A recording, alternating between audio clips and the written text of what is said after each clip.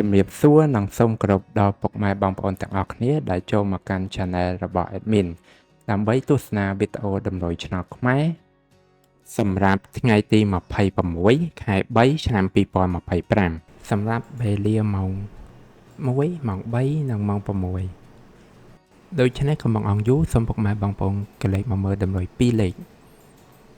តម្រុយ2លេខ Admin គឺមានលេខ33 35 51 52សម្រាប់ប៉ោះ ABCD បន្តមកគឺខ្ទង់ O ខ្ទង់ O មានគឺ O នៅខ្ទង់30និងខ្ទង់50សម្រាប់ប៉ោះ ABCD ដូចគ្នាបន្តមកគឺលេខពិសេសមានគឺមានលេខ113គុណ613គុណនិង528គុណដែលលេខទាំងអស់នេះសុទ្ធសឹងតែជាលេខដែលមានសង្ឃឹមថានឹងចេញខ្ពស់សម្រាប់ថ្ងៃនេះអរគុណពុកម៉ែបងប្អូនទាំងអស់គ្នាដែលបានទស្សនាវីដេអូនេះពីដើមរហូតដល់ចប់ក៏ជូនពរពុកម៉ែបងប្អូនទាំងអស់គ្នាធ្វើការសងសំណាននៅថ្ងៃថ្មីទទួលបាននូវការហេងឆ្នះចំទាំងអស់គ្នាជាចុងក្រោយ Admin សូមពុកម៉ែបងប្អូនជួយ Like Subscribe និង Share ដើម្បីជាកម្លាំងចិត្តដល់ Admin ផងនិងដើម្បីពុកម៉ែបងប្អូនទាំងអស់គ្នាទទួលបាននូវវីដេអូថ្មីបានឆាប់រហ័សផងដែរដូច្នេះ Admin សូមជម្រាបលានិងជួបគ្នានៅវីដេអូក្រោយ